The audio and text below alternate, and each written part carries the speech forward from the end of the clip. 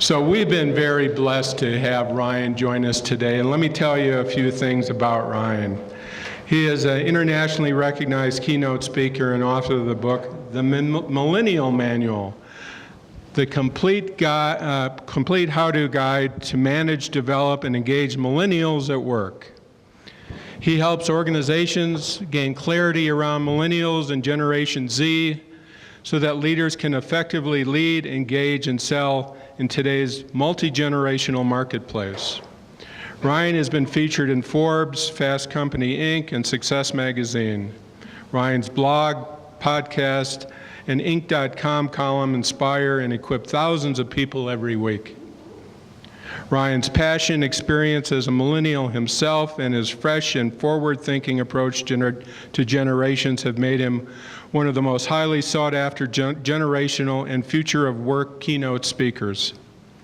Ryan is also a partner of 21mil.com, a micro-learning training platform dedicated to helping millennials perform better at work. When Ryan is not speaking and writing, you can find him sampling craft beers from around the U.S. or religiously cheering on the Denver Broncos with his wife, 2 children, and yellow Labrador Retriever from their home in Atlanta, Georgia.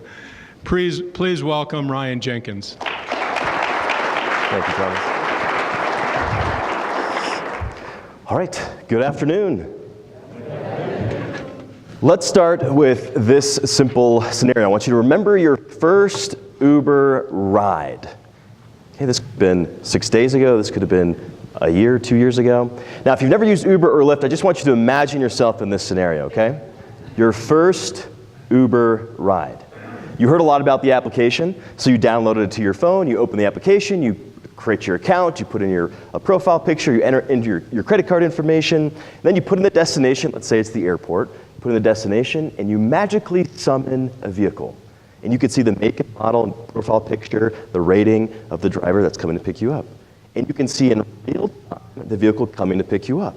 And in the back of your head, this is experience. Right? Again, this is your first Uber experience. And so it's going to pick you up in 5 minutes, so maybe you toggle over, you check some email, check your social feeds, news feeds, whatever it might be, and then you get a notification saying the vehicle is here. Sure enough, you look out the window, the car matches what shows on the application. You go outside, you step inside the vehicle, you start heading towards your destination, and then that's when things start getting a little interesting, right? That's when things started maybe even getting a little weird for you, because in the back of your head, you're thinking, what happens next? Right? You remember this? This was your first Uber experience. Siri knows what I'm talking about. Siri has, yeah, she's all over this. So, your first Uber ride, so you're thinking in the back of your head, you're like, how do I complete this ride? Right? You're thinking, do I need to swipe my credit card? There's no credit card machine inside the Uber. You're thinking, okay, well, maybe I need to open the application, execute something to complete the ride. That doesn't need to happen. And God forbid you're a millennial having this experience because you're thinking, oh no, now you really start to sweat. Because if you're like me and all my other millennials in the room, you're thinking, oh no, does this driver expect a cash tip?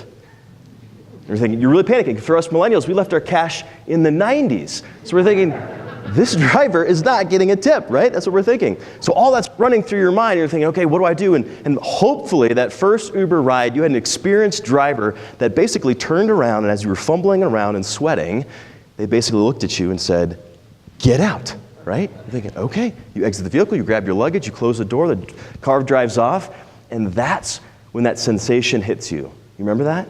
It was that feeling of, that was effortless. That was a seamless experience.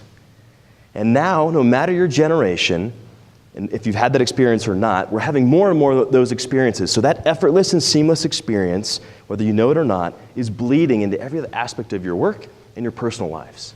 But what's really fascinating is for the emerging generations, that ripple effect is happening exponentially faster, and it's happening sooner in the emerging generations, which is why it's resulting in different behaviors, different expectations, different values, and that's why the emerging generations seem so foreign to many of us. So the goal today is to give you a little bit more information to alleviate some of that friction that occurs around the emerging generations. And so here's today's big idea. Here's what I want you to walk away with, or here's kind of, I guess, the undercurrent of today's talk, and that is the next generation provides data points into what's next. What's next for your organization, what's next for your leadership, what's next for your communication, what's next for your students, what's next for fill in the blank. The better understanding we have of the emerging generations, the better equipped we are to lead, communicate, and teach in the 21st century. So now more than ever, we have a firm understanding that's going to really equip us to thrive tomorrow. Here's where we're going to go today. We're going to spend, actually, before I go there, every audience, and this audience is no different, y'all have 2 questions in mind. Every audience has 2 questions in mind. The first is, so what? Why does this matter? Why is this important to me, right? That's the first question you're thinking. So we're going to cover that first, and we're going to talk about generations. We're going to talk about who they are and why they matter. And the second question you have in the back of your mind is, okay, now that I know the why, let's talk about what now. What can I do with this information? And so the second half of today, second half of today's session, I'm going to give you 4 specific strategies on how you can engage this emerging generation. And then we'll have time for Q&A, so if you have your questions, jot it down, or just hang it in the back of your head, because we'll have plenty of time for Q&A at the end. All right, a couple housekeeping items. There is my email. It's simply my initials, rj@ryan-jenkins.com. If you have a question 6 hours from now or 6 years from now, email me. And though, yes, I am a millennial, I do know how email works, and I will respond to your email. So email me. I'm here to help. I'm here to serve. I'm here to add as much value as I can. And at that link, ryan-jenkins.com/AKA, you will find all of today's slides. So don't feel like you have to take pictures of all this or you have to write all this stuff down. You can have it. Feel free to take pictures if you want. But just know you can have all this information, and it'll be available at that link. And we put a ton of other resources as it relates to leading, communicating, and working across generations at that link. All right. We're also going to be doing some live polling today. So whether you have a laptop, tablet, or mobile device, I want you to pull it out. And I want you to open whatever browser you prefer. If the person sitting next to you is just now turning on their mobile device, clear indicator they are not a millennial or of Generation Z. And if you left your device in your room, you are definitely not a millennial. All right, so whatever browser you prefer, I want you to go to this link, pollev.com/live poll. Now, it's really important to note that as you're typing in this URL, make sure it doesn't autocorrect to love poll. That will be a completely different experience, and we want to make sure you're in live poll. All right, so once we're there, you're going to see, when I prompt the polling slides, simply see the question, and then you just simply tap what response you believe to be correct, and you'll see your results show up live on the screens. Y'all with me? All right. So the first poll is, very simply, what is generation? And if you forget what the link is for today, it's underneath the question on the screen. But any poll, if you forget what the URL was for the day, it's underneath the question.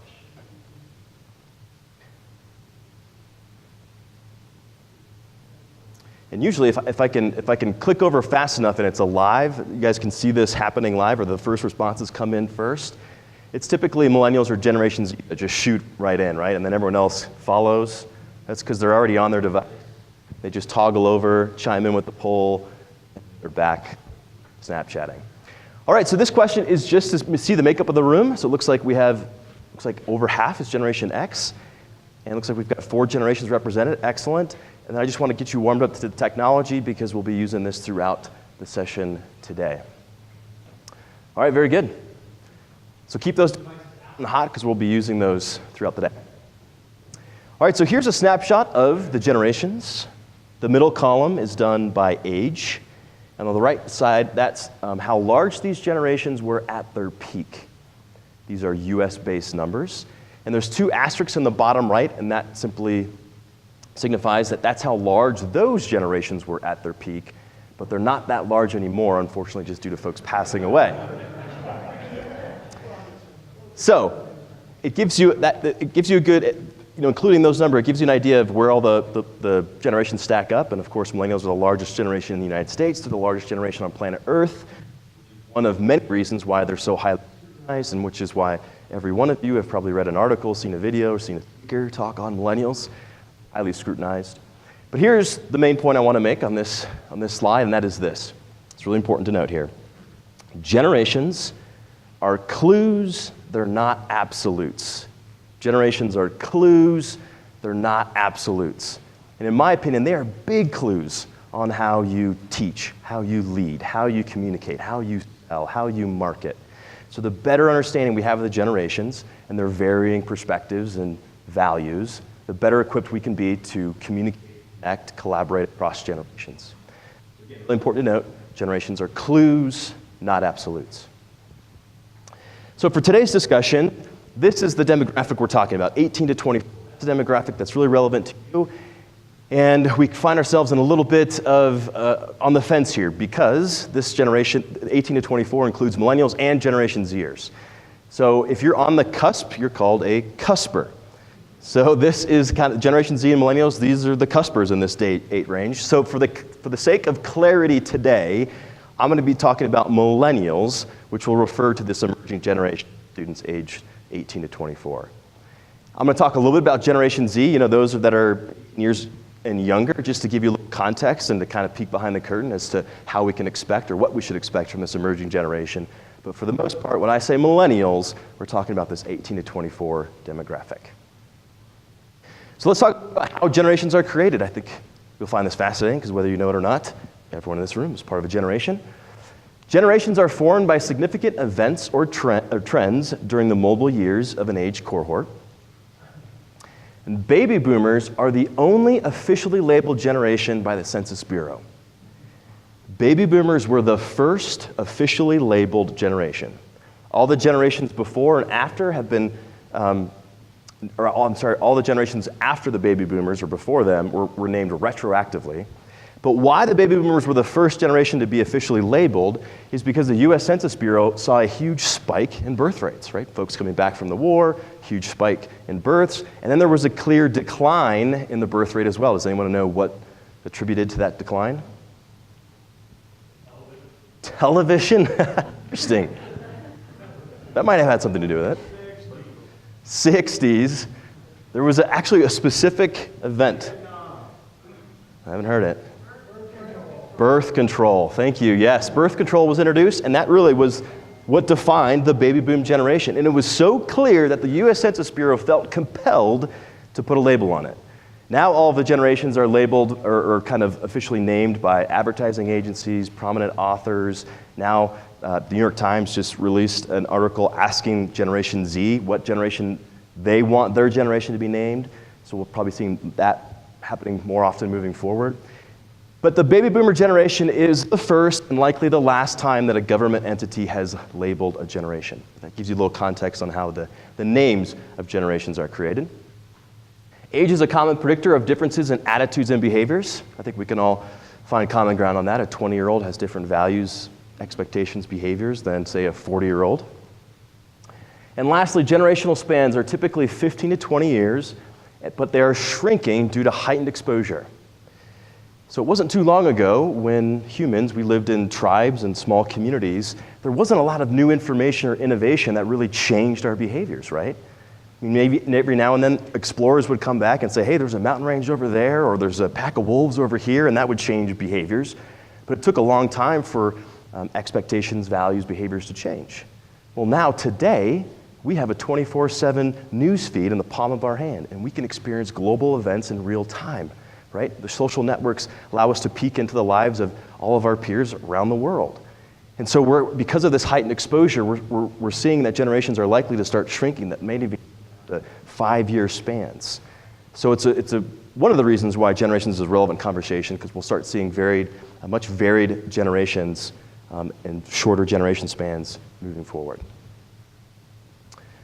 So let's talk a little bit about what's shaping Generation Z. There's really 4 major factors that we've identified. The first is drone parents.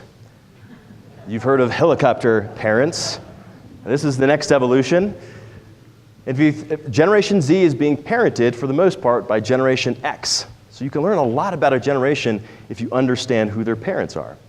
And so for Generation X, they're still being involved and connected, but they're They're able to leverage technology to kind of parent from afar, aka the drone parenting style.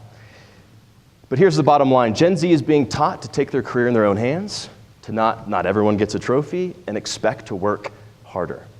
Right? Generation Xers in the room, you grew up kind of the latchkey kids, a chip on your shoulder, and you're certainly giving that to the Generation Z, right? I'm gonna give you a little bit more insight onto what's happening inside the household in just a minute. But Generation Z, research tells us they do expect to work harder and to work longer than previous generations. The receding economy has shaped this generation. 62% of Generation Z doesn't remember a time before the Great Recession.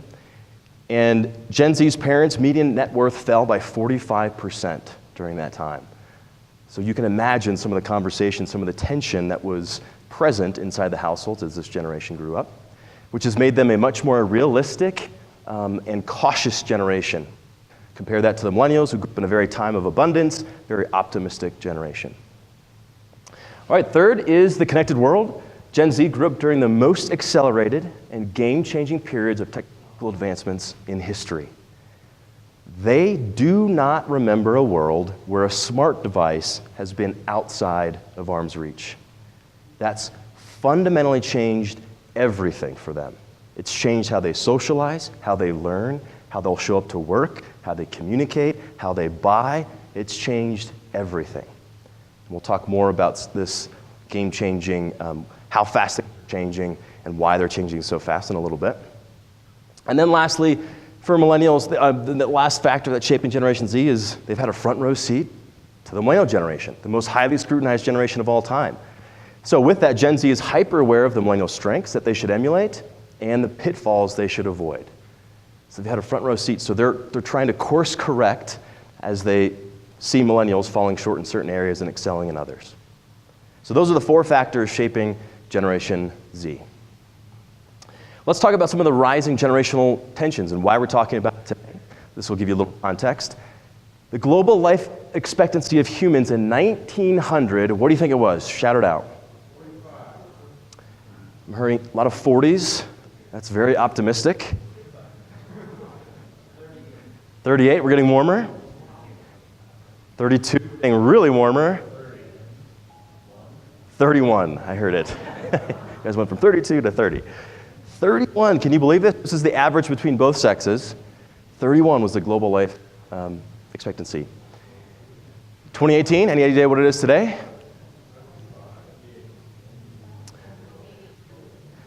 Hearing a lot of 70s. Yeah, you guys are on the right track. 72 is the global.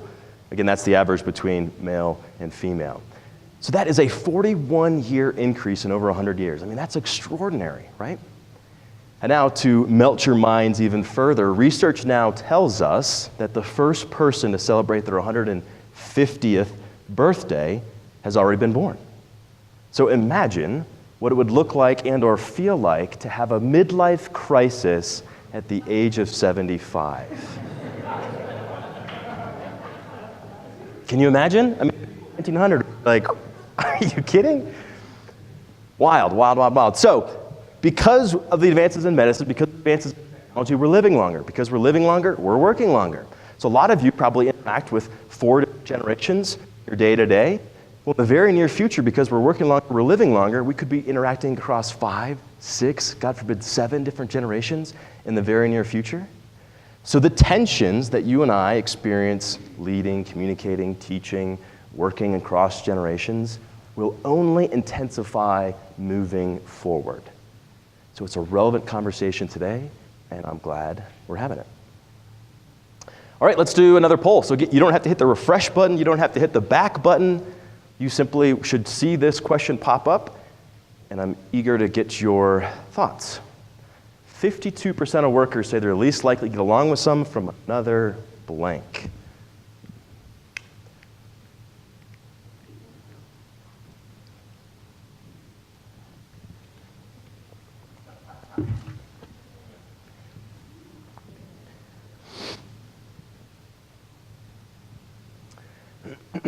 All right. Looks like background is taking a clear lead. Well, I have to be honest, the right answer is not up here. Sorry, that's the only first and last that I promise. I wanted to tee it up. I wanted to get the gears turning so you were thinking about each one of these diversity metrics. So the correct answer actually is generations.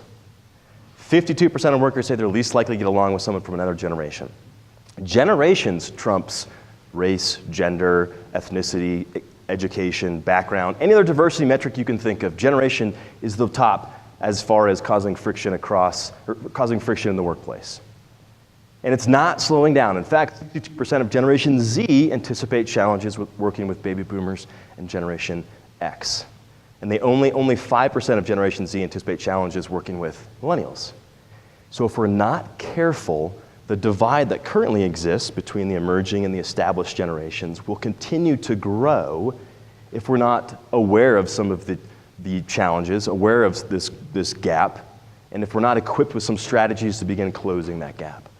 So again, this is why it's a relevant conversation. This is why generations matter. Here's a snapshot of the 2018 workplace. There's 5 generations represented. Generation Z is just now creeping in to the workforce, mostly in the form of internships.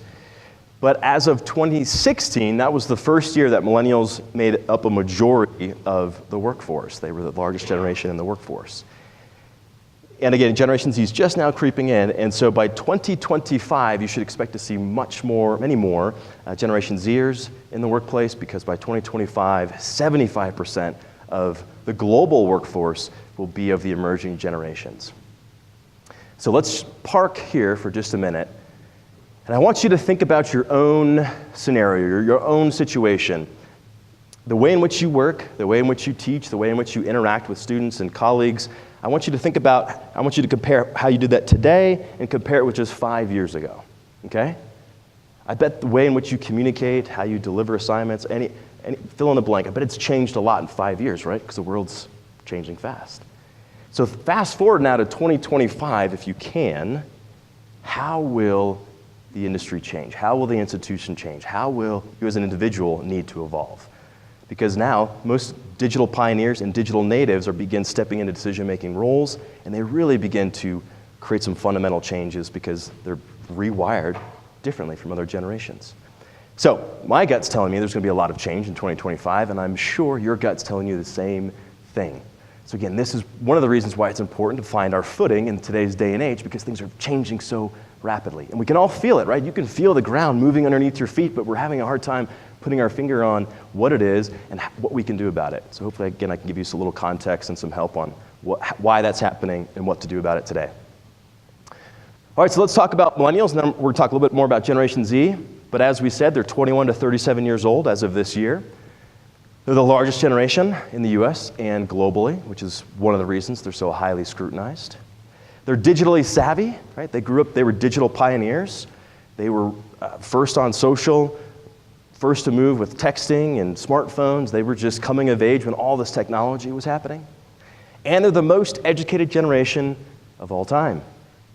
Now that doesn't say they're the most smartest, as some of us millennials might have you believe. No, we just have the most degrees in hand. So if I'm talking a room full of millennials, my message to them is always, what are you doing to rise above? Because it's a very crowded talent pool where a bachelor's degree is often table stakes. 71% of millennials are disengaged at work, which is the most of any generation. 1.4 trillion annually is the estimated spending power of US millennials by 2020. This is another reason why millennials are so highly scrutinized, because they're now stepping into their prime spending years, and every industry on the planet is trying to figure out how can we get a piece of that growing bank account. 66% of millennials expect to leave their organization by the end of 2020. Right? Retaining this generation can be very difficult. And then lastly, 70% of millennials might reject traditional business to work independently. So this is a growing trend, and you've probably seen this, and I think you would agree when I say it's never been easier to be an entrepreneur, right? You can have an idea, stroll on down to a Starbucks, launch your business, have business cards in the mail the next day, and you can begin marketing your business to hundreds of thousands of people for a couple $100 on Facebook. It's never been easier to be an entrepreneur. And oh, by the way, it's never been sexier to be an entrepreneur. And so if you're trying to pull this generation inside of your organizations, not only are you competing with your competitors to pull in this talent, but you're actually competing with millennials' own desire, their resources, and their ability to be entrepreneurs. So there's an external factor that's keeping you accountable to retain this generation, but also to recruit this generation. And that's an external factor that's never been so apparent than it is today in our hyper-connected world. All right, hopefully that gives you a better idea of the millennials, a little bit more context and some of the challenges surrounding this generation. Let's do the same exercise with Generation Z. They're 20 years old and younger. They're the first global generation. Generation Z grew up playing games, right? Xbox. They were able to jump on an Xbox, put in an earpiece, and game in real time with someone halfway around the world. To them, that's effortless. That's an expectation. That's normal, right? They were able to create, many of you probably have Generation Z kids that actually have friends halfway around the world. And to them, they'll never meet them. They might never even see him, but they know him and they've cultivated a relationship. So for the first time ever, Generation Z is likely to have more in common with their global peers than they do with someone that's 65 and above in their own communities. We've never seen that before. That's a seismic shift. They're digitally dependent. Millennials are digitally savvy, but this generation, they're digitally dependent, right? They can't remember a world where a smart device has been outside of arm's reach. And they're continuous learners. They know, hey, one of us, maybe all of us, are going to live to be 150 years old, so we better commit to lifelong learning, because if we don't, we'll just get passed by the next generation, the next generation, the next generation. So they are all in on learning and being continuous learners. 75% of Generation Z wish their current hobby could become their full-time job, which at this point is either a gamer or YouTube influencer, is the top two, right? So we'll see how that pans out. 77% of Generation Z rely on tech to help achieve personal and professional goals, technology. I don't think anyone in this room would find that surprising. Over 50% of Generation Z say it's easier and more convenient to chat digitally. I don't think, again, that would surprise anybody either. And then lastly, 65% of Generation Z say people whom they work with would enable their best work. Here's what I find so fascinating about Generation Z is we see a blend of high touch and high tech. Right, you see it in these last two statistics. And so I think Generation Z is going to be the first generation that really helps all of us to start blending more effortlessly and seamlessly our online and offline communications. We'll talk more about that in a little bit. So there you have it. There's a good glimpse of Generation Z. All right, so why is today different? That still might be a question in your mind. You might be thinking, okay, this is interesting. We're taking maybe, hopefully, a fresh perspective at this generation's topic. But Ryan, are generations really that different? Aren't the emerging generations, aren't they always lazy and entitled and all those things we call them? You might be thinking that, right? Which is a valid question. And I would say the short answer is today different, and is this emerging generation different? The short answer is yes. So let me prove it to you. Millennials are a critical mass of change agents. So you remember what a critical mass is? Everyone in this room knows. But a quick refresher. When you have a scale that's balanced, and you finally have enough of something that tips that scale, that's critical mass. Because millennials are the largest generation on the planet, they're a natural critical mass. So where they go, they tip scales. Change and disruption follows.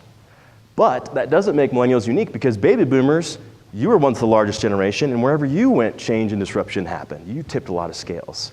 So that doesn't make millennials unique. What makes millennials unique is two things. And these two items has changed the game for everyone in this room. These two items are the greatest equalizer the world's ever seen. These two items are the greatest disruptor the world has ever seen, and those two items are technology and the internet. It's changed the game. It's changed how all of us live, work, and play.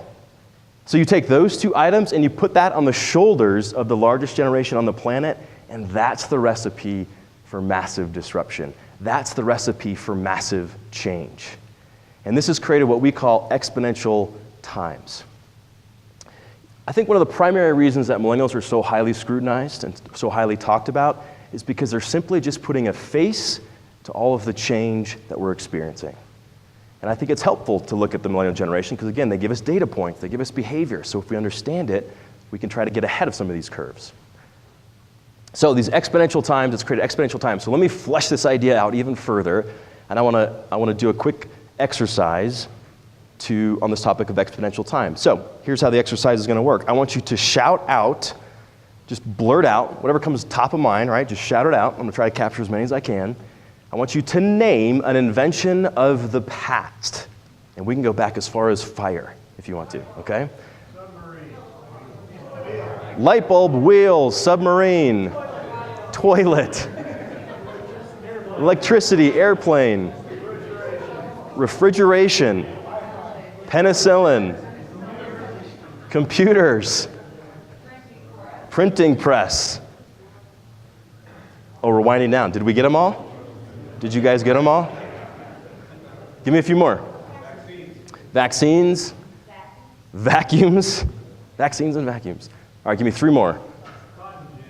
Cotton gin, Post-it notes, and Zambonis. I like that. I love that. I love that. Quick side note, like any of you care, but I grew up in Littleton. That's why I'm a big Broncos fan, which is right outside Denver here, and I grew up playing hockey. So we're going with Zambonis as the last and best invention.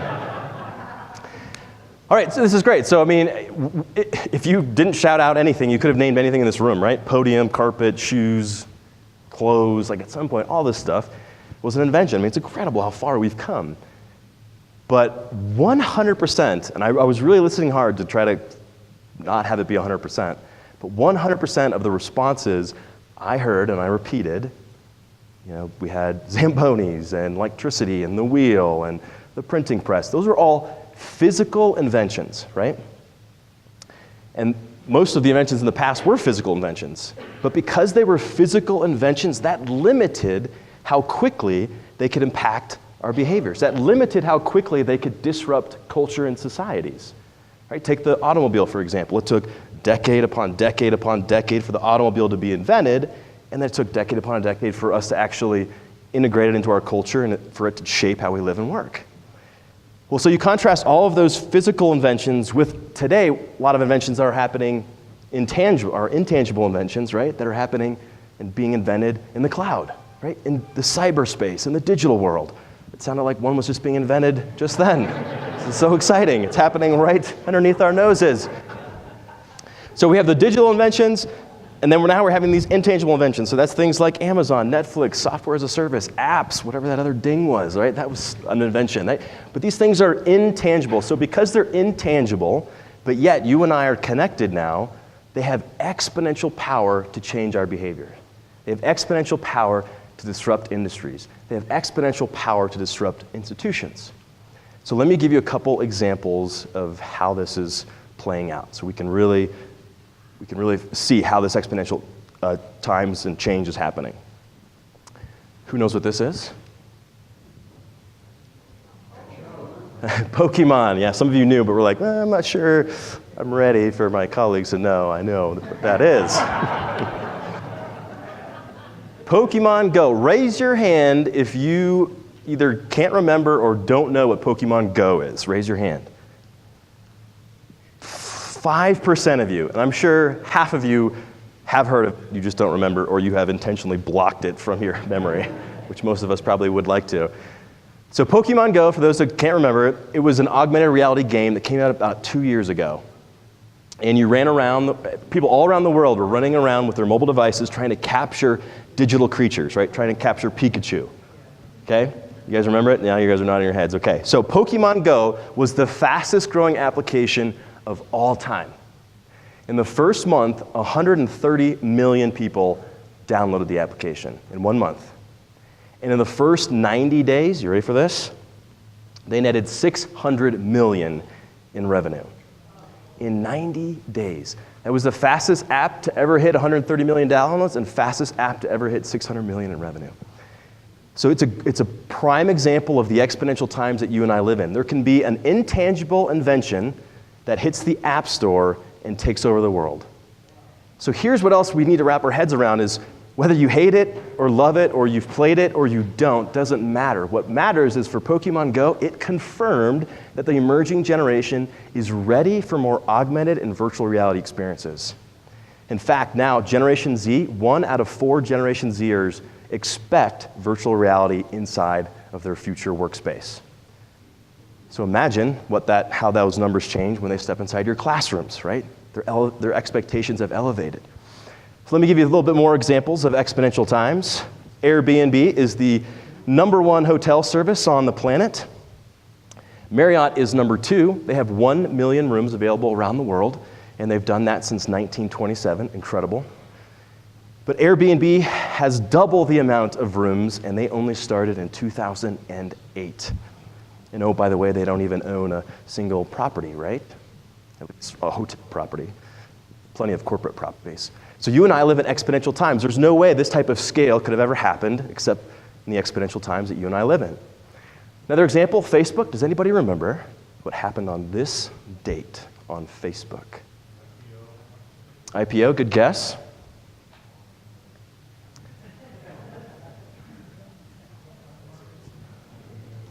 A lot of you are mumbling, so you're not super confident. But any other guesses?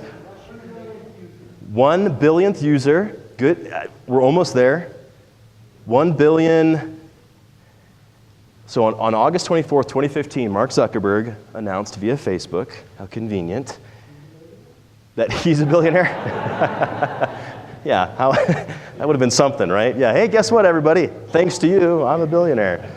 No, he announced on this date, it was a Monday, and that was the first time that 1 billion people used Facebook in a day. So 1 out of 7 people on the planet used the exact same service in a single day. That could have never happened any other time in history, but the exponential times that you're living in right now. And now, today, Facebook has over 2 billion monthly users. So 2 out of 7 people on the planet use Facebook. Now, put this into context. There's 5 billion people on planet Earth that still don't have an internet connection. And that's why the Facebooks and the Googles are interested in connecting the world, because 1 out of 10 people that gain an internet connection actually raise themselves out of poverty. So it's a really powerful tool. But just imagine, 5 billion people aren't connected yet. So imagine when these 5 billion people come online. Imagine the learning opportunities at that point. Imagine the potential new students. Imagine the potential new competitors, right? And if we feel like the ground's moving too fast now, let's wait till then those 5 billion come online, right? All right, let's do a few more. Netflix. Did you know that only 8% of US college students don't have access to Netflix? Now, they're not all paying for it, right? They're not all paying for it. We know that for sure. They're mooching off mom and dad or a roommate. But here's what's really fascinating. Netflix has a 92% penetration into arguably one of the most highly sought after demographics. And they only started streaming in 2007. That type of scale, that type of reach, again, unprecedented. You and I live in unprecedented times. All right, the last example I want to give you is this smart device is 100,000 times smaller and several billion, with a B, several billion times more powerful than a computer was in the 1870s. We take these for granted now, don't we? Right? It's incredible. And if you gave this device to a child in a developing country, one of those 5 billion that isn't connected online, if you gave that device to them, this device, they would instantly have access to more information than the President of the United States did 15 years ago. We live in exponential times. Things are changing so rapidly. So, my friends, these are not anomalies. This is the preview. I could go on and on and on with all kinds of different examples of how today is shifting so quickly. And so often it takes coming to conferences like this, right, picking our heads up out of our busy lives and seeing something like this, connecting the dots that makes us go, oh, that's why there's so much happening. That's why these merging generations are so different. So don't panic. My name's Ryan. I'm your friend. Don't shoot the messenger. We're going to figure some of this out today. All right, so the first half, we talked about generations. Hopefully you have a better understanding of who these generations are, specifically who the emerging generations are, and external factors that are being influential and impacting these emerging generations. So now let's step into talking about 4 strategies to engage the emerging generations. And so when I say engage, you can apply this information inside the classroom. You can apply this information with the colleagues that you work with. So, this is going to be some high-level stuff, and it's a lot of it. I'm going to give you a lot of real-life examples, and they're all industry examples, but that's intentional because I always want to give any of my audiences different examples that are outside of their space, because if I told you what your competitors were doing or other universities were doing, it wouldn't necessarily serve you, right? You would just be a copycat, and you would be a laggard at that point. So it's my belief we have to innovate faster than our competitors can copy. And so I'm going to give you a lot of examples that are outside of your space. So I'm going to leave it up to you to connect some of the dots yourself and figure out how you can apply it to your unique situation. All right, let's tee up our first category with this question. There's no right or wrong answer, I promise. Simply, the question is, what is your preferred method of communication at work? If you could only choose one way to communicate at work, what would it be? None? Some of you are saying none. Sounds like you need to be an entrepreneur then, or live on an island, I guess.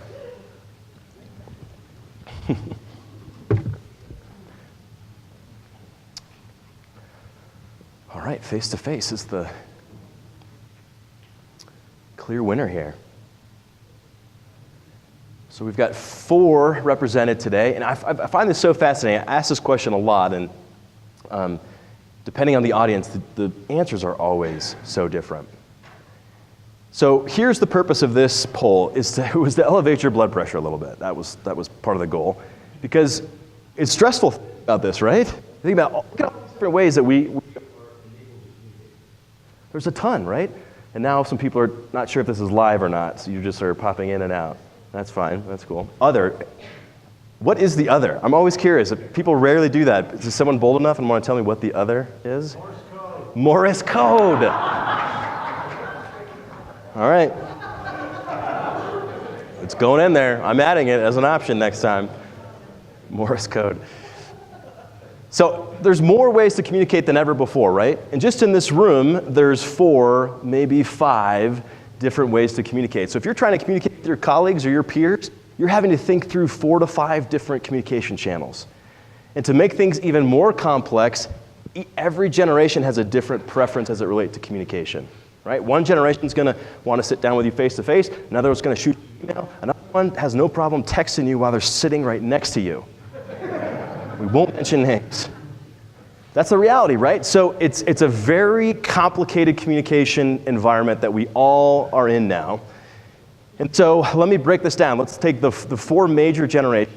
Again, I'm lumping Generation Z with millennials because some of the younger or the older Generation Z is going to have some of the similar tendencies. And we're going to look at how they view communication. So builders view their summary communication as formal, respectful. Boomers, formal, direct. Gen X, informal, flexible. And millennials and Generation Z, informal and authentic. Their view of communication: builders, phone and email. Boomers, email, text. Gen X, email, text, Facebook. Millennials and Generation Z, text, Instagram, GroupMe, Snapchat, Slack. Basically anything that has nothing to do with face-to-face communication, right? But I'm going to put a little caveat on that. I want to put a little asterisk because a month ago I asked that question: that what is going to be your preferred communication method at work, to a group of 300 first-year college students. What do you think the top response was from that Generation Z room? What do you think? Text, social media. You guys seem split. You're not quite sure. Yeah. 72%, you ready? 72% of that room said that they want to communicate, when they get inside the workplace, they want to communicate face-to-face. Yes, hallelujah. Now wait, hold on. I didn't have enough time with them because I really, frankly, I was blown away by the research, but other research confirms that too. They're looking for more face-to-face. But what we haven't seen confirmed is how do they define face-to-face? Right? Because they've grown up with FaceTime, they've grown up with Snapchat, where they are communicating face-to-face, but it's in a virtual environment. So I think there's still going to be a fair amount of that Generation Z that's going to be leaning into technology. But I think the positive thing is, because they use those real-time environments to speak face-to-face, they're getting some of those emotional cues that my generation missed out on, right? They're able to see the real-time interaction, facial expressions, tone of voice, etc. So, just a side note there. And lastly, their attitude towards communication. Builders need background info and details. Boomers want to keep it professional. Gen X need options and zero meetings. Millennials and Generation Z want brevity, real time, and quick responses, don't they? They live in a very hyper-rich environments where they're getting feedback often. So here's how some of the communication divide is playing out. Now, this is a very seasoned, very smart, this is a group that's would not have done this, but I assure you this has happened. Someone out there in the world, outside of this room, thought it was a good idea, or better yet, a productive idea to call a millennial. They thought, you know what, if I call them, I'll actually get them on the phone, I'll be able to ask them a question or get the response that I need, okay? Let's say you decided to do this, you thought, hey, it might be interesting to see if hell will actually freeze over if I called a millennial. Here's what you would do, right? You'd pull up your phone application, you would put in their information, you would dial, it rings once and goes straight to voicemail, right? And then that voicemail, two things happen, right? What two things? Not set up, or it's full. Some of you have been in this scenario, okay. Yes, it's not set up or it's full. So it's not set up, so you might get that automated response. You're thinking, who doesn't set up their voicemail? You deal with it anyway, you hear the beep, you start leaving your voicemail, and in the middle of that voicemail, you receive from the person you're calling, right? You're thinking, say it isn't so, this can't be true. Like you're clearly not in the shower, a plane, or a roller coaster. Like you're in a position to communicate, your thumbs work. So you're a little peeved, you go back to your voicemail, your tone of voice changes a little bit, right? Because you're a little aggravated.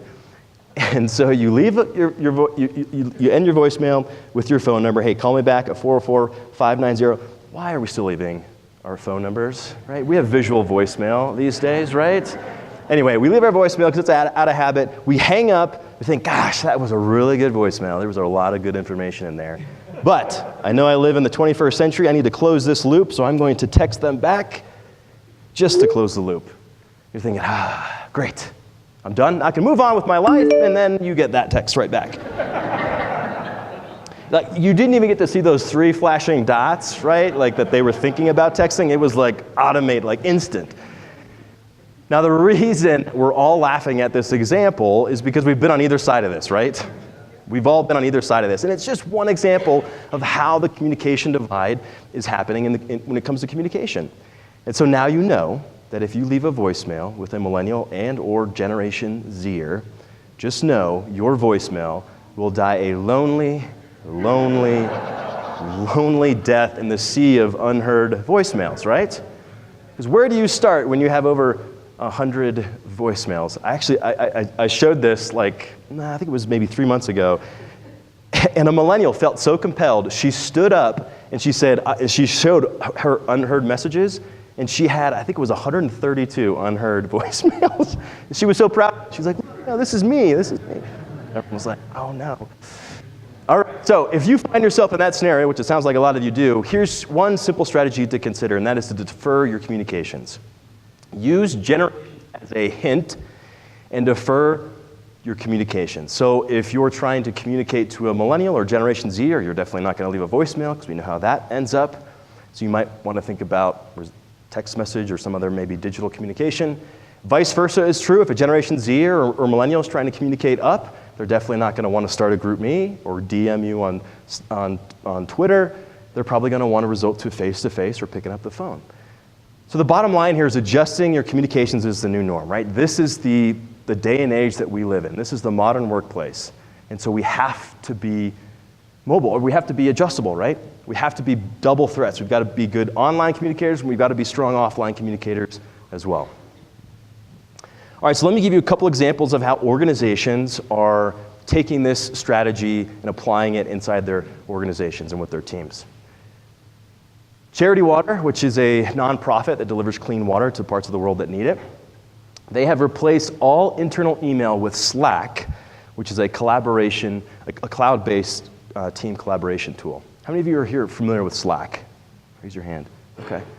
So Slack was considered one of the fastest growing technology companies in the last couple years. Inc. magazine rated it the Company of the Year in 2016, and there's millions and millions of users on it, and the CEO of Slack, his primary goal is to eradicate email.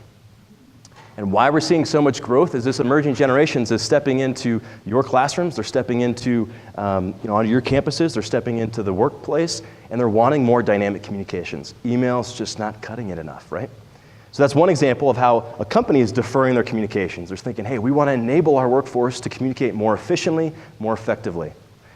Applebee's uses a mobile game to have employees collaborate and compete on important work metrics. So Applebee's knew, hey, this generation grew up gaming. In fact, over 60% of Generation Zers say their primary hobby is gaming. So they're leaning into it. They're deferring to the communication preferences of this generation. They know that gaming really speaks to this generation. So they created a mobile app where their frontline employees inside their restaurants use this app, and they get points when they sell certain things off the menu, off the featured menu that month. They get points for taking leadership quizzes or taking classes on restaurant etiquette, or they get points for showing up to work on time. How about that? And they use those points to then redeem to days off or other things. And so when Applebee's rolled this game out to their frontline employees, again, they had the emerging generations in mind, they were referring to their communication preferences, it resulted in a 20% reduction in turnover for Applebee's. So in the retail restaurant industry, big numbers. And then finally, there's a manager at John Deere that texts his millennial employees every afternoon before driving home to provide correction or direction. So he's not giving them fluffy praise or giving them virtual stickers or the trophy emoji. He's giving them correction or direction. And he's like, Ryan, it shocks me every time I get home. I can see the same employees back online working, or I see them show up the next day and they're executing against that specific correction and direction. So just 3 examples of how organizations and leaders are deferring their communications to create a more productive, efficient work environment as it relates to communications. All right, let's move to category 3, strategy 3. Millennials grew up with an internet connection to where they could customize anything they could think of, right? Clothes, shoes, cars that they'd eventually not drive, they can customize it all. So they're pulling that expectation onto campus, and they're pulling that expectation into the workplace. And they want more ability, they want more ownership to customize. Customize my workspace, my titles, my career paths, my path inside the university. They're wanting more customization. There's a lot of organizations that are actually allowing their new hires, these young professionals that are coming in their organization, to actually choose the leaders in which they want to go work for. So they're leaning into this trend that they're seeing with the emerging generation. All right, their view of leadership: builders honor it, boomers respect, Gen X autonomy, millennials and Generation Z equals. According to research, if you ask millennials who their best friends are or were, what was their top response? What do you think? Their parents? Any other guesses? That's the correct answer. That was amazing. Who said that? Parents. Nice. Yeah, parents. Oftentimes I'll get people, the audience will say Amir, Siri, Alexa, all these other things, themselves. But no, parents. That's the first time that showed up in research, that this emerging generation looks at their parents as friends. And so that dynamic is finding itself into the workplace. They're looking at managers, they're looking at leaders as peers, as someone that they want to be friends with, and that's causing all kinds of different friction and interest. It's showing up interesting in the workplace. All right, and lastly, their attitude towards leadership: builders, no news is good news. Boomers, feedback once per year. Gen X, routine check-ins. And millennials and Generation Z, they want constant feedback. If you asked, and they asked a group of Gen Xers, they said, hey, if your manager isn't speaking to you, or has lost communications with you, what goes through your mind? What do you think the top response was? Thank goodness. Hallelujah. What am I doing wrong? Yeah. The top response was everything's fine, right? No news is good news, right? If I'm not hearing from my manager, everything must be fine. I'll keep charging the hill. They contrast that, they asked the emerging generation, hey, if your manager isn't communicating with you in a consistent manner, what goes through your mind? What do you think the top response was? Uh-oh, right, trouble. Did they drop their phone in the toilet? Like, why aren't they communicating with me? Yeah, panic was the number one response, right? I'm getting fired was what was going through their mind. So no, each response isn't right or wrong, it's just different, right? And we have to be aware of those differences across generation if we're going to effectively lead, educate, train across generations. So this emerging generation, they certainly want more feedback. So I want to tee up our next strategy with this clip. So take a look at this clip and we'll give you our next strategy. Charlie, the demand on this network, it is increasing by the second. It's crazy, huh? And people are relying on it more than ever. We cover more than 99% of all Americans. No, I can't imagine living without it. It's a place where people can come share knowledge and ideas. It's beautiful. That's deep, Charlie. My selfie just hit 100 likes. 100! AT&T is building you a better network. Millennials grew up in an age where they got feedback instantly, right? They could post a selfie and get feedback in the form of likes, comments, retweets, whatever, fill in the blank. And so they grew up with that, so now that's an expectation, that's an appetite they have, and they're pulling that inside of, they're pulling it inside the classroom, they're pulling that inside the workspace as well. So if you're struggling with that, or is that something that's maybe top of mind for you, something to consider might be to consider self-reviews. Because the top two pushbacks I get as it relates to feedback as well, Ryan, I don't have enough time to give my students or give my millennial employees the feedback they want, or the organization isn't set up in a way to deliver more of that feedback that this emerging generation wants. So this is a good strategy. Consider self-reviews, and if you consider self-reviews, three things are going to happen. Number one, millennials are more critical if they're evaluating their own work or their own performance than if a manager or a professor or instructor was. Number two, ownership is taken.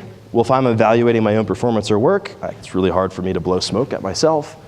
And lastly, managers then turn into coaches. So if a millennial brings they've reviewed their own work or performance and they bring it inside of a more formal review, then that can turn the manager into a coach where they're affirming the strengths and they're encouraging where they have identified some weaknesses. And it's a really brilliant strategy because, well, I'm going to talk about that in a second. I'm talking about coaching in just a minute. So let me tell you about how this is playing out in some organizations. Hodges Ward Elliott is a real estate firm, and they have their millennials review their own performance before meeting with managers, so they follow this to a T. General Electric managers give constant feedback through an app called Performance Development at GE. So at the beginning of last year, the head of HR at GE, they killed their 30-year-long annual review process. They had the same year-long process for 30 years, and they ended it, and in its place, they created an app. And the whole goal was to create more frequent and fast feedback. And so if you ask the head of HR why they did this, they're saying, we've got the emerging generation in mind because they're looking for more constant real-time feedback. And in a similar example, AT&T teams are now connected via The Loop, which is a software product. The Loop app where employees create goals, receive feedback, and adjust performance. So in the example of GE and AT&T, they're wanting their leaders to be more like coaches and to coach on the fly and in the real time. They're trying to free them up from some of these more formal review processes and where they can actually add value as a coach and kind of individualize the managing or coaching experience for their employees. All right, so I told you we were going to talk a little bit about coaching, and so here's kind of the big shift. For the millennial generation, this is the first generation, okay, think about this, the first generation that does not consider parents or teachers or professors or managers as the authority, but rather who or what do they consider the authority? What do you think? Google. Yes. Their friends? Yeah. Google, and bigger picture of the internet, right? I mean, they've got they have the world's information curated into a blank search box. So it's the first time ever, and some of you are parenting these emerging generations. You've probably been in that in that awkward situation where you're having a moment, or perhaps parenting, and you're thinking, man, I'm killing it as a parent right now, but lo and behold, they're underneath the table fact-checking everything that you're telling them right there, right? So it's a fundamental shift, big shift that's happening. So so here's the bottom line. Coaching is the number one leadership style that resonates with the millennials. Why? Because the idea I want you to walk away with here is trade sage on the stage for guide on the side. If they're not looking to parents, teachers, professors, managers as the authority, well then the diagram needs to shift, right? You need to be a coach that's on the side. Because this emerging generation, especially Generation Z, they're very self-directed, right? They're out there searching the information for themselves, and they're going to be out there successing, or having success, having failures, and they're looking for leaders and folks in leadership positions to coach them through those self-directed learning, coach them through those successes, coach them through those wins. So, something to consider there. All right, moving into our third category. What percent of millennials wish they could have greater opportunity to start and finish work at the times they choose? What do you think?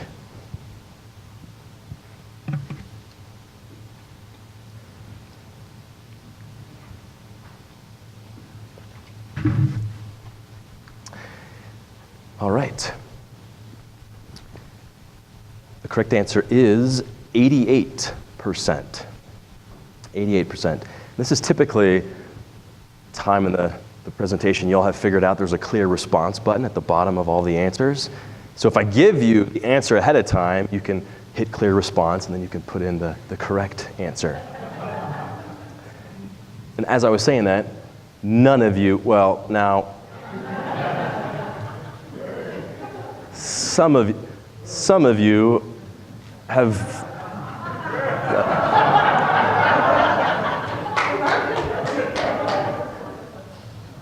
some of you are either asleep or you've actually fallen asleep on your mobile device and are chiming in with other responses. I had this group pegged as like high integrity, honest, you know? Clearly not the case. Okay, I'll rethink that. All right, yeah, correct answer, 88%. So there's a clear shift across generation as it relates to work. Each generation approaches work very differently. Let's look at what they are. Builders view their summer work as a responsibility. Boomers a place. Gen X a means to an end. Millennials and Generation Z view it as a vehicle. Their view, builders are life defined by it. Gen X see it as a tool. Millennials and Generation Z are looking for more fulfilling, meaningful work. And their attitude towards work, builders, they'll tell you this, right? You're lucky to have a job. That's what they'll tell you. Boomers, loyalty is rewarded. Gen X, work hard, play hard. And millennials and Generation Z are looking to work smart. They want to lean into their high-tech, hyper-social upbringing to get work done faster, right? So this is a personal story that really will hopefully crystallize this for you, how this emerging generation views work. So I was speaking, it was a year ago at this point. It was a group of about 300, and there was a question and answer portion. There was a gentleman in the front row who had a great question, and I responded the best I could. And the last sentence of my response, I said this. I said, because if not, your millennial employee LinkedIn to find a new job by lunch. You know, I was trying to put an exclamation point after it, really try to send the point home. But when I said that comment to that individual in the front row, there was a brave young millennial woman in the back that when I said that comment, she shouted out across 300 people, she shouted out, why wait until lunch?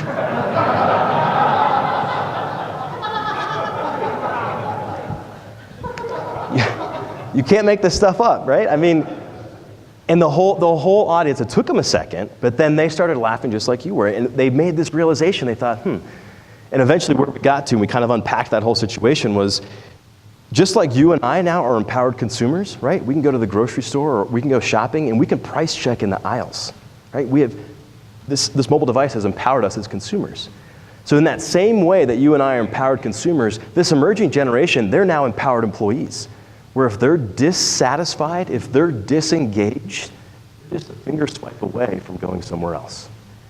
So there's now, more than ever, there is accountability on leaders, there's accountability on organization to deliver experiences. And so the bottom line here, really, it's mobile technology and ubiquitous connectivity, meaning connectivity everywhere, that has empowered this next generation. And so what are we to do with this? The last strategy I want to give here is enhance the employee experience.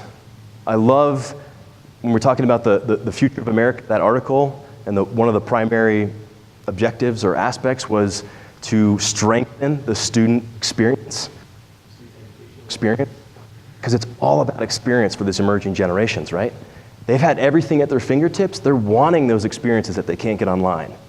And so now more than ever is a really felt need to enhance the employee experience, enhance the student experience. And so if we're just talking inside of your workplaces, what employee experience is the impact an organization's processes, policies, perks, and programs have on its people. And the ultimate goal is to enhance the employee experience to create organizations where people want, not need, to show up to work. So let me give you a couple examples of how organizations are kind of leaning into this. Airbnb has an appointed Chief Employee Experience Officer where their entire goal is to drive the company's health and happiness. Adobe's, they have a customer and now they have an employee experience organization that focuses on the people who are essential to Adobe's business, which is their customers, and now more than ever as well, their employees. And then lastly, this is my favorite example, Taco Bell is Uberizing their frontline employee experience through a new internal app. So let me explain this one because I think you'll find it fascinating. So let's say I'm a trained Taco Bell employee and I am not scheduled to work today because I was gonna meet up with some friends, so I had the day off. But let's say friends canceled on me, I've got some free time. I can now pull up the Taco Bell app and I can see all of the stores in my area that need some extra help that day. Just like I can pull up my Uber app and see all of the drivers in my area that are ready to come pick me up. I can see all the stores available in my area. I can select a store and I can go work in that store, perhaps during a peak lunch hour. And then once I'm done, I simply check out and I get paid a premium for putting in those few hours of work. So it's a great example of how Taco Bell is trying to figure out the employee. Well, they've done it that way. But now an indirect benefit is they've enhanced the customer experience as well, haven't they? Because we've all been to a restaurant that's understaffed. So think about the employee experience. So I want you to think about any friction points throughout the life cycle of your students. Think about any friction points through the life cycle of your employees, right? Any friction point, we have to address it. Because now more than ever, this is a generation that has elevated expectations and they don't want to wait, right? They have very different expectations. All right, moving into our last and final strategy, and this is our last poll, so if you haven't got it right, even if you didn't get the last one right, I can't believe it, but here's your chance. 78% of millennials were strongly influenced by how blank a company was when deciding if they wanted to work there.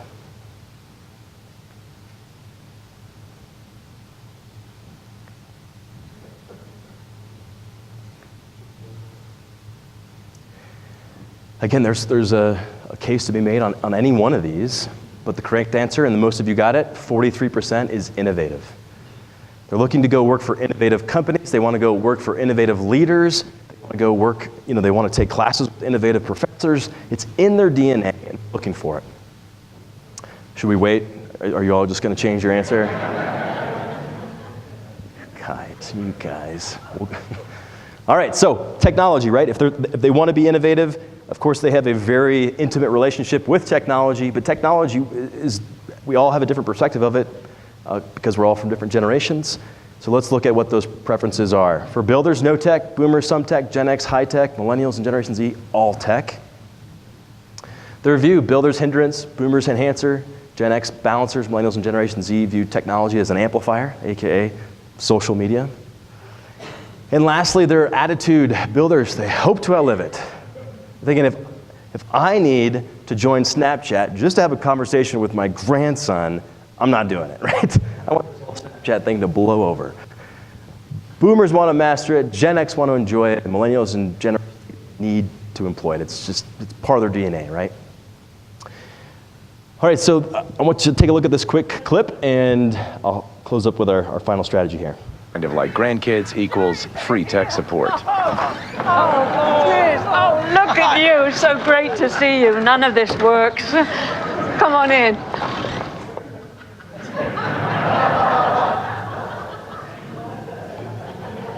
This poor girl, look at her. She's going in to hug grandma and denied with all that technology. So the reason we're all chuckling at this, we can't because it is crucial. This is a seismic shift that's happened, and this is another one of the reasons why the millennial generation has been so highly scrutinized and why there's so much friction surrounding this generation, because, as we just saw in that clip, this is the first generation that's coming onto campus and coming into the workplace that have skills and knowledge that previous generations don't have. That's never happened before. And so that's why there's so much tension, there's so much friction happening there. But the millennials, they grew up as the chief technology officer of their home, right? They were helping mom and dad or grandma and grandpa figure out, troubleshoot their laptop, what a smartphone was, how to use apps, what Facebook was. So they've been in this mentoring role, and they've been contributing and helping up as far back as they can remember. So the last strategy I want to share with you is to implement reverse mentoring. Some of you have probably heard of reverse mentoring. Reverse mentoring is simply finding someone that's more junior than you and having them mentor you. So, tough pill to swallow, I know, but if you do decide to think about reverse mentoring, three things are going to happen. Number one, millennials are familiar with mentoring up, so it's a very natural relationship for them, as we saw in that clip. Number two, insights into millennial student employees. You'll gain insights into that target audience, right? Knee or toe with them, you're getting some of those insights from them. And then lastly, perhaps most crucially, is it presents opportunities for millennials to develop soft skills. If you decide to engage in a reverse mentoring role or reverse mentoring relationship, by default, you're putting on display what a firm handshake looks like, the power of eye contact, body language, all these soft skills that my generation desperately needs. So consider reverse mentoring. Now, you don't have to consider reverse mentoring in kind of a very structured mentoring relationship. Here's the three other ideas to think about how other companies are doing and how they're tapping into the unique experience and knowledge of this emerging generation. Angela Arendt, she was the ex-CEO of Burberry. I think now she's head of retail, I think, at Apple now. But she created the Innovation Council where millennials met to innovate the company's future. So once a quarter, this group of millennials met, and their whole goal was to just think about what's the future of Burberry. So it's one example of how a leader leveraged the emerging experience, knowledge, skills of this generation to move the organization forward.